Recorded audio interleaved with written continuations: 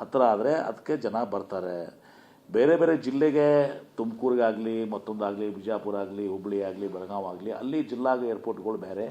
ಇದು ಬೆಂಗಳೂರಿನ ಸಂಬಂಧಿಸಿದಂಥ ಬೆಂಗಳೂರು ಜನತೆಗೆ ಅನುಕೂಲ ಆಗಬೇಕು, ಬೆಂಗಳೂರಿಗೆ ಅನುಕೂಲ ಆಗಬೇಕು, ಬೆಂಗಳೂರಿನ ಎಲ್ಲ ಬಿಸ್ನೆಸಸ್ಗೆ ಅನುಕೂಲ ಆಗಬೇಕು, ಬೆಂಗಳೂರಿನ ಸರ್ವಾಂಗೀಣ ಅಭಿವೃದ್ಧಿ ಆಗಬೇಕು ಮತ್ತು ನಾವು ಗ್ಲೋಬಲಿ ನಾವು ಸಹ ನಾವು ಕಾಂಪಿಟೇಟಿವ್ ಇರಬೇಕು. ಆ ದೃಷ್ಟಿಯಲ್ಲಿ ಮೆರಿಟ್ ಆಧಾರ ನಾನು ಹೇಳ್ತೇನೆ, ನನಗೆ ಯಾವುದೇ ಒಂದು ಆಸಕ್ತಿ ಇಲ್ಲ. ನನಗೆ ಇರುವಂಥದ್ದು ಮೆರಿಟ್ ಆಧಾರದ ಬೆಂಗಳೂರು ಹಿತದೃಷ್ಟಿಯಿಂದ ನಮ್ಮ ಏನು ಎಲ್ಲ ಸಾಧಕ ಬಾಧಕಗಳನ್ನ ಎಲ್ಲ ಇನ್ಪುಟ್ಸ್ ಏನು ನಮಗೆ ಮಾಹಿತಿಗಳನ್ನು ಪಡ್ಕೊಂಡು ಎಲ್ಲ ಮಾಹಿತಿಯನ್ನು ಕಲೆ ಹಾಕ್ತಾ ಇದ್ದೀವಿ. ಎಲ್ಲವನ್ನು ಕನ್ಸಿಡರ್ ಮಾಡಿ ಪ್ಯೂರ್ಲಿ ಸ್ಟ್ರಿಕ್ಟ್ಲಿ ಆನ್ ಮೆರಿಟ್ ಇವತ್ತಿನ ದಿವಸ ನಾನು ಹೇಳ್ತಾ ಇದ್ದೀನಿ, ರಿಪೀಟ್ ಮಾಡ್ತಿದ್ದಲ್ಲಿ ಪ್ಯೂರ್ಲಿ ಸ್ಟ್ರಿಕ್ಟ್ಲಿ ಆನ್ ಮೆರಿಟು ಇವತ್ತಿನ ದಿವಸ ಈ ನಿರ್ಧಾರ ಆಗ್ತದೆ. ಇನ್ನು ಕೆಲವೇ ದಿನಗಳಲ್ಲಿ ಇವತ್ತಿನ ದಿವಸ ನಾವು ಅದನ್ನು ಏರ್ಪೋರ್ಟ್ ಆಫ್ ಇಂಡಿಯಾಗೆ ಕಳಿಸ್ತೇವೆ. ನಾನು ಅದೇ ಹೇಳ್ದಲ್ಲ, ಜಾಗ ನಾನು ಭಾಳಷ್ಟು 4-5 ಜಾಗಗಳಿದ್ದಾವೆ. ಅದರಲ್ಲಿ ಎಲ್ಲ ಸಾಧಕ ಬಾಧಕಗಳೆಲ್ಲನೂ ತೆಗೆದುಕೊಂಡು ಒಂದು ಅಂತಿಮ ನಿರ್ಧಾರವನ್ನು ಮುಖ್ಯಮಂತ್ರಿಗಳ ಜೊತೆ ಚರ್ಚೆ ಮಾಡಿ ನಿರ್ಧಾರ ಮಾಡ್ತೀವಿ. ನೆಕ್ಸ್ಟ್ ಸರ್, ಈಗ ಹೊರಟ್ಟಿಯವರೊಂದು ಮಾತು ಹೇಳಿದ್ದಾರೆ ಸರ್, ವಿಧಾನ ಪರಿಷತ್ನಲ್ಲಿ ಆಗಿರ್ತಕ್ಕಂಥ ವಿಡಿಯೋ ಏನು ವೈರಲ್ ಆಗ್ತಾ ಇದೆ ಅದು ಫೇಕ್ ಮಾತು. ನಾನು ನೋಡಿದ ಹೊರಟ್ಟಿಯವರು ಅವರು ವಿಧಾನಸಭಾ ಅಧ್ಯಕ್ಷರು ಅವರು ಹೇಳಿದ್ದಾರೆ ಅಂದರೆ ಅದಕ್ಕೆ ನಾನು ಅದ್ರ ಬಗ್ಗೆ ನಾನು ಕಮೆಂಟ್ ಮಾಡಲಿಕ್ಕೆ ಬಯಸೋದಲ್ಲ. ಯಾಕಂದರೆ ವಿಧಾನಸಭಾ ಅಧ್ಯಕ್ಷರು ಹೇಳಿದ ಮೇಲೆ ಹಿ ಈಸ್ ದ ಕಸ್ಟೋಡಿಯನ್. ಅವ್ರು ಹೇಳಿದ ಮೇಲೆ ಅದ್ರ ಬಗ್ಗೆ ನಾನು ಕಮೆಂಟ್ ಮಾಡಲಿಕ್ಕೆ ಹೋಗೋದಲ್ಲ. ಆದರೆ ಒಂದು ಸತ್ಯ ಇವತ್ತಿನ ದಿವಸ, ಇವತ್ತು ಯಾರೂ ಒಬ್ಬರು ಹೆಣ್ಮಗಳು ಇವತ್ತು ಏನು BJPಯವರು ದೇಶಭಕ್ತಿ ಬಗ್ಗೆ, ನಮ್ಮ ದೇಶದ ಸಂಸ್ಕೃತಿ ಬಗ್ಗೆ, ಇತಿಹಾಸ ಬಗ್ಗೆ ಎಲ್ಲವನ್ನು ಮಾತನಾಡ್ತಾರೆ. ಈ ಒಂದು ಪದ ಏನು ಪ್ರಯೋಗ ಮಾಡಿದ್ದಾರೆ CT ರವಿಯವರು, ಆ ಪದ ಬಹುಶಃ ಯಾವ ಹೆಣ್ಮಗಳು ಕೂಡ ಇವತ್ತಿನ ದಿವಸ ಅವರು ಸೃಷ್ಟಿ ಮಾಡ್ಕೊಂಡು ಹೇಳುವಂಥ ಪದ ಅಲ್ಲ ಅದು. ನನಗೆ ಹಿಂಗೆ ಅಂದಿದ್ದಾರಂತೆ ಯಾವ ಹೆಣ್ಮಗಳು ಕೂಡ ಅನ್ನಲಿಕ್ಕೆ ಸಾಧ್ಯ ಇಲ್ಲ. ಸೃಷ್ಟಿ ಮಾಡ್ಕೊಂಡು ಯಾರಾದರೂ ನನಗೆ ಹಿಂಗೆ ಅಂದಿದ್ದಾರೆ, ಆ ಪದ ಅಂದಿದ್ದಾರೆ ಅಂತ ಯಾರಾದರೂ ಹೇಳೋಕ್ಕೆ ಸಾಧ್ಯ ಇದೆಯಾ? ನೀವು ವಿಚಾರ ಮಾಡಿ, ಸಾಧ್ಯ ಇದೆಯಾ ಆ ಪದ ಉಪಯೋಗಿಸ್ಲಿಕ್ಕೆ? ಯಾರಾದರೂ ಈ ರೀತಿ ಷಡ್ಯಂತ್ರ ಮಾಡಬೇಕಾಗಿದ್ದರೆ ಈ ಪದ ನನಗೆ ಬಯಸಿದ್ದಾರೆ ಅಂತ ಹೇಳ್ಕೊಂಡು ಯಾವ ಹೆಣ್ಮಗಳು ದಿವಸ ಮಾಡಲಿಕ್ಕೆ ಸಾಧ್ಯ ಇದೆ? ತಾವು ಕುಲಂಕಷವಾಗಿ ವಿಚಾರ ಮಾಡಿ, ಸಾಧ್ಯ ಇದೆಯಾ ಅದನ್ನು?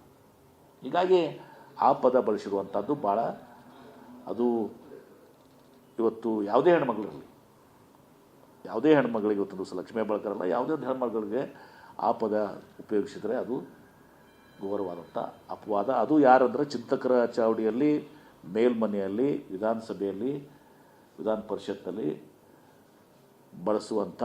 ಬಳಸಿದಂಥ ಅದು ಭಾಳ ದೊಡ್ಡ ಅಪರಾಧ, ಭಾಳ ಕೆಟ್ಟ ಸಂಸ್ಕೃತಿ ಅದು.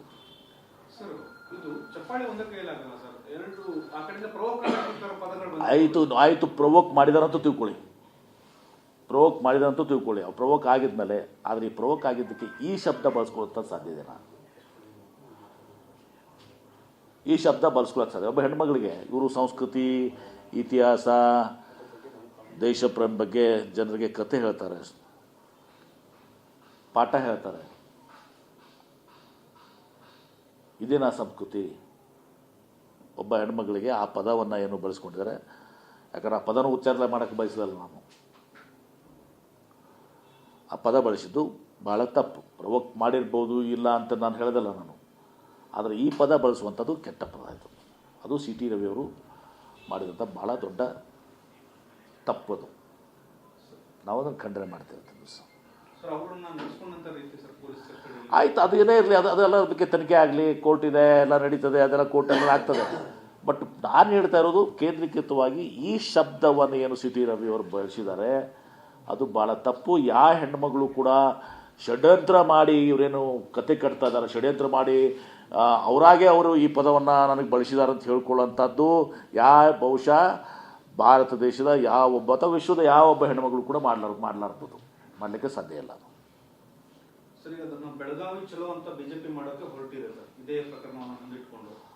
ಅಯ್ಯೋ, ಮತ್ತೇನು ತೋರಿಸ್ತದೆ ಇವ್ರ ಬಂಡವಾಳ ಇದೇನಲ್ಲ, ಇವ್ರ ಬಂಡವಾಳ ತೋರಿಸ್ತದೆ.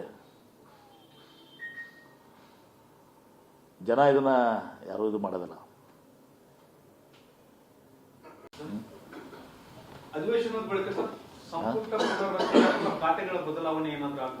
ಅದು ಎಲ್ಲವೂ ಕೂಡ ಮುಖ್ಯಮಂತ್ರಿಗಳು ಹೈಕಮಾಂಡ್ ನಿರ್ಧಾರ ಮಾಡ್ತಾರೆ.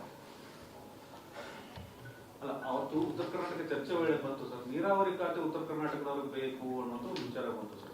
ಸ್ವಾಭಾವಿಕವಾಗಿ ನೋಡಿ, ಅಲ್ಲಿ ಇನ್ನೂ ಅಪರ್ ಕೃಷ್ಣ ಪ್ರಾಜೆಕ್ಟು ಭಾಳ ಕೆಲಸ ಆಗಬೇಕಾಗಿದೆ.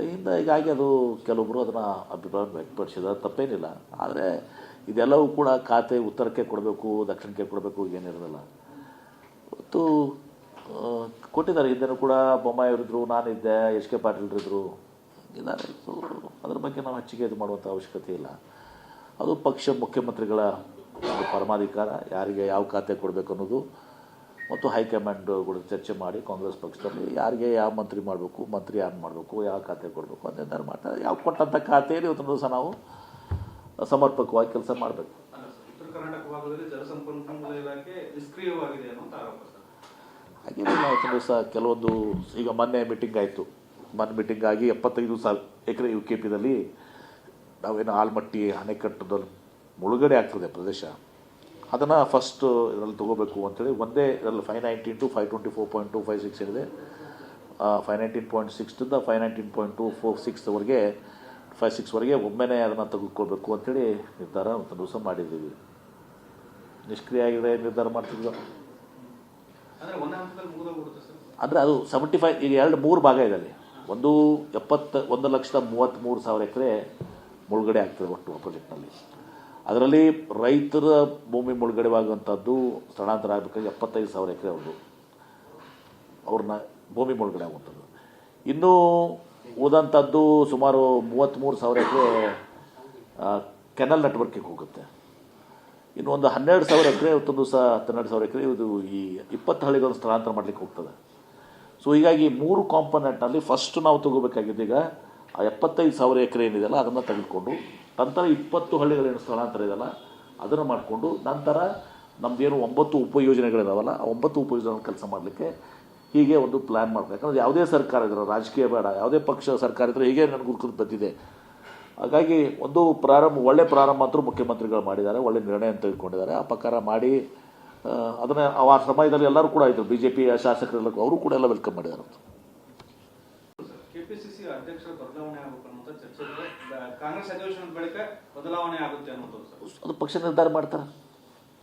ಸ್ವಾಭಾವಿಕವಾಗಿ ಅವರು DK ಶಿವಕುಮಾರ್ ಅವರು ಕೂಡ ಹೇಳಿದ್ದಾರೆ, ಈಗ ನಾನು ಉಪಮುಖ್ಯಮಂತ್ರಿ ಆಗಿದ್ದೀನಿ, 2 ಪೋರ್ಟ್ಫೋಲಿಯೋ ನಿಭಾಗ ಮಾಡ್ತಾ ಇದ್ದೀನಿ, ಭಾಳ ವರ್ಷ ನಾನು ನಿಭಾಗಿದ್ದೀನಿ, ಒಳ್ಳೆ ಕೆಲಸ ಮಾಡಿದ್ದಾರೆ. ಅವರು ಅಧ್ಯಕ್ಷರಾಗಿ ಸಾಕಷ್ಟು ಶ್ರಮ ವಹಿಸಿದ್ದಾರೆ, ಶ್ರಮ ಪಟ್ಟಿದ್ದಾರೆ. ಚುನಾವಣೆಯಲ್ಲಿ ಅನೇಕ ಕಾರ್ಯಕ್ರಮಗಳನ್ನ ಸಂಘಟನೆ ಮಾಡಲಿಕ್ಕೆ ಇವತ್ತು ಭಾಳಷ್ಟು ಅವರ ಕೊಡುಗೆ ದೊಡ್ಡದಿದೆ. ಭಾಳ ಕೆಲಸ ಮಾಡಿದ್ದಾರೆ, ಹೊರಗೆ 2 ಮಾತಿಲ್ಲ. ಈಗ ಇಟ್ ವಿಲ್ ಬಿ ಬರ್ಡನ್. ಮತ್ತು ನಮ್ಮಲ್ಲಿ ಯೂಶಲಿ 1 man 1 post ಅಂತೇಳಿ ನಾವು ಇದು ಮಾಡ್ಕೊಂಡಿರ್ತೀವಿ. ಸೊ ಹೀಗಾಗಿ ಇದು ಕಾಂಗ್ರೆಸ್ ಅಧ್ಯಕ್ಷರ ಸ್ವಾಭಾವಿಕವಾಗಿ ಪಕ್ಷ ಅದನ್ನು ನಿರ್ಧಾರ ಮಾಡ್ತಾರೆ.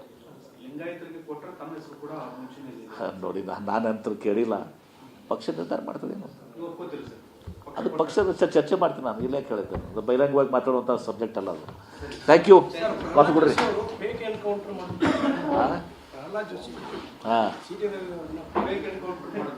ನೋಡಿ, ನೀವು ಬಳಸಿದಂಥ ಪದ ಏನಿದೆಯಲ್ಲ ಆ ಪದವನ್ನು ನೀವು ಮಾಡಿದ್ದ ತಪ್ಪಿಗಾಗಿ ಅದನ್ನು ರಕ್ಷಣೆ ಮಾಡಿಕೊಳ್ಳಿಕ್ಕೆ ಇದೆಲ್ಲವನ್ನು ಕಥೆಯನ್ನು ಇವರು ಸೃಷ್ಟಿ ಮಾಡ್ತಾಯಿದ್ದಾರೆ. ಏನು ಇವರು ಬಳಸಿದಂಥ ಪದ ಇದೆಯಲ್ಲ ಅದು ಯಾರೂ ಕೂಡ ಜನ ಒಪ್ಪುವಂಥದ್ದಲ್ಲ. ಯಾವುದೇ ಸುಸಂಸ್ಕೃತ ಸಮಾಜ ಅದನ್ನು ಒಪ್ಪೋದಲ್ಲ. ಅದನ್ನು ಮಾಡಿದ್ದಕ್ಕೆ ಡಿಫೆಂಡ್ ಮಾಡಲಿಕ್ಕೆ ಇದೆಲ್ಲನೂ ಕೂಡ ಬ್ಯಾಕಪ್ ಪ್ಲ್ಯಾನ್, ಫೇಕ್ ಎನ್ಕೌಂಟ್ರು ಅದು ಇದು ಸುಳ್ಳು ಇದನ್ನು ಮಾಡಿಕೊಂಡು ಸೃಷ್ಟಿಯನ್ನು ಇವರು ಧ್ವಂಸ ಮಾಡ್ತಾಯಿದ್ದಾರೆ. ಆದರೆ ಇದು ಯಾವುದು ಮಾಡಿದರೆ ಕೂಡ ಅದು ಆಗೋದಲ್ಲ. ಒಂದೇ ಒಂದು ದಾರಿ ಏನಾದರೂ ಇದ್ದರೆ ಅವರಿಗೆ ನೇರವಾದ ದಾರಿ. ನನ್ನ ಪ್ರಕಾರ, ನನ್ನ ವೈಯಕ್ತಿಕ, ನಾನು ಆ ಪದ ಬಳಸಿದ್ದೀನಿ, ನಾನು ಬಹಿರಂಗವಾಗಿ ಕ್ಷಮೆಯನ್ನು ಕೇಳ್ತೀನಿ ಅಂತ ಹೇಳಿದರೆ ಅದು ಅಲ್ಲಿಗೆ ಮುಕ್ತಾಯ ಆಗ್ತದೆ.